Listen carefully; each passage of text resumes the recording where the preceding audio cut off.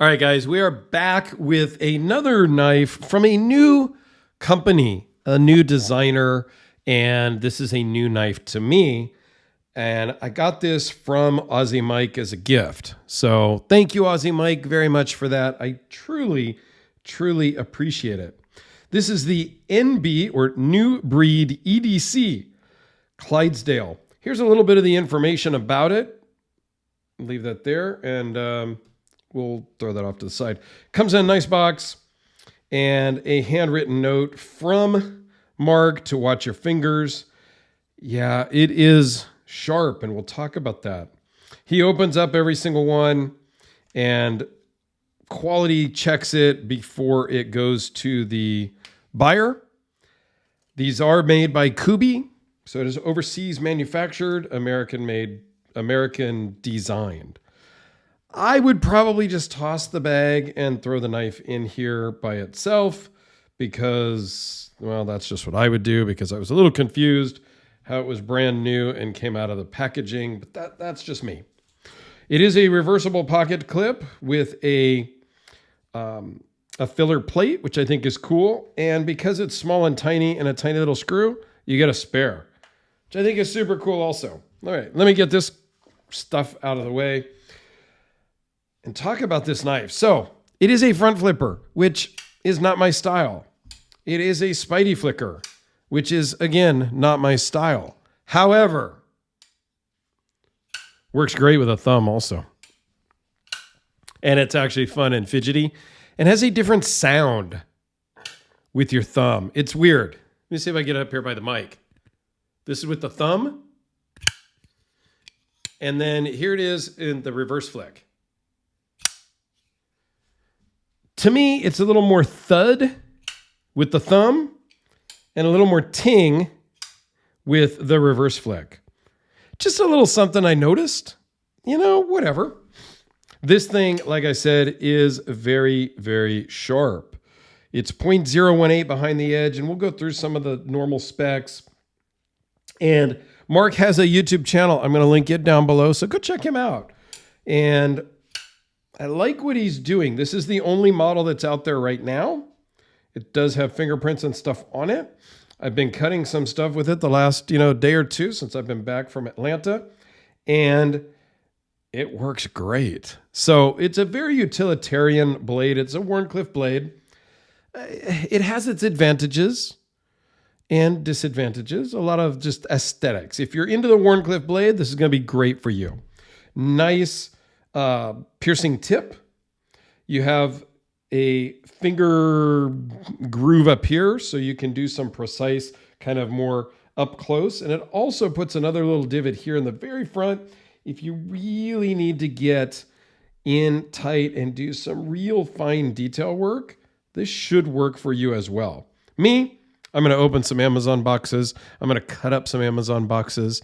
That's about the uses that I have for knives. Yeah, there you go. I just kind of set it out there in the world. I forgot my coin here. I just open boxes. That's like all I do with the knives. And then I take them to shows and I show them to people and I talk about them and, whatnot. The action on this thing is great in any type of orientation that in any opening method, I should say. All right, so specs real quick is 4¼ inches closed, 7.5 overall with a 3.3 inch blade. Little smaller than I typically carry, but one of my favorite budget knives is this Kubi designed, Kubi made Carve model, the KB237. It's very similar in size. Okay. You have 3.13 cutting edge. Blade thickness is 0.116. Blade steel, 14C28N. And they hide that right up there in the little finger choil. I love it. There's no branding. Like, this is a totally sterile blade. No branding, no billboarding, no nothing. Titanium scales, titanium hardware that's blackened out, titanium clip, and then a steel liner. Okay. I get it. It's a nested or inset liner, so you don't see it protruding out. It's all you're seeing is this right here. The rest is kind of nestled in to that titanium scale. The price point on these, fantastic. Literally fantastic. $125. I don't know that you can go wrong if you like this style. $125. It runs on bearings. It's 0.468 overall thickness. Like I said, made by Kubi, which has made a ton of knives over the years. They are an OEM, an original equipment manufacturer for several different designers. What I like about Mark is that he just puts it right there on the paperwork who makes it. Like, it's right there. It's on the website. There's no bones about it. And a lot of manufacturers, a lot of designers aren't really so upfront about it. Now we all know, and I'm not going to name names, but that this designer, that designer aren't making knives. They're designing them and they're having them made by an OEM, generally over in China. Oftentimes designers don't disclose it. They don't hide it. You know it's made in China. And if you ask, they'll tell you, oh yeah, it's made by Kubi, it's made by Wii, it's made by Riot, it's made by Tuya. They'll tell you, generally speaking. There are a few that keep it hush hush. And they have their reasons. I am not one to judge. I like the fact that Mark just puts it right out there. He's not branded his knife with it, but it's on the website. It's on the card. It's no secret. And this one is just what I love. I love a Tanto. This one gets a lot of use. It needs to get sharpened. I'm going to send it down to Alex to sharpen it, but there you go. So let me give you a couple size comparisons here with the Sharpie, the Spyderco Delica, and, and again, the Kubi, just because. Trying to do, I've done some size comparisons with higher price knives. And I don't know that that's a good comparison. I mean, it's a good for size, but some people have made comments, and I do read all of the comments, and I do try to listen. So here it is with the Hellraiser P series.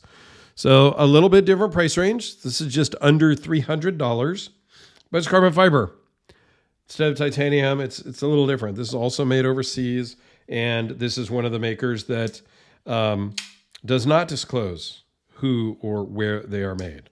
So they are an offshore made production knife. This thing is super cool. And I'm not just saying that because it was free. If it was, if it's something that I had bought or won or anything like that, I would say it's just as cool.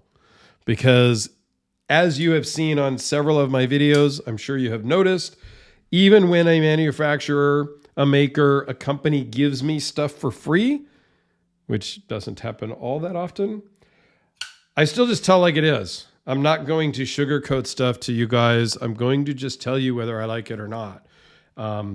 Regardless of if I bought it, it's a loaner, or a company gave it to me. So yeah, I think this is cool. If you're into the Wharncliffe, check them out. I'm going to put their website down below. I'm going to put their YouTube down below.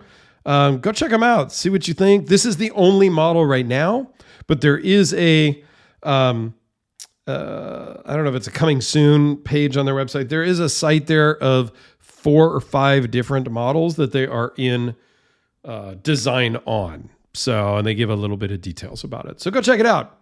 I'd appreciate it. Aussie Mike, again, thank you for this gift. I am super excited about it, and it's going to get some good use. So thanks a lot, everyone. In the future, I'll reach out to Mark, and maybe we'll get him on the EDC Hour or not. If you're not familiar with the EDC Hour, and if you're still here, go check it out. We've kind of moved it to this channel now. So I will put a link to the EDC Hour playlist on this channel, but the previous videos are on the EDC Hour channel. We started another channel. We're starting to move it back just to this main channel. So anyway, I'll put a link maybe in the corner to go check out an EDC Hour. It's a live stream that we do with Alex as my co-host, and it's super fun. You should go check them out, and hope to see you on the next EDC Hour where we're going to give away a knife on New Year's Eve. We're asking for nominations. Go check out the link. It'll talk about it. Thanks a lot, guys.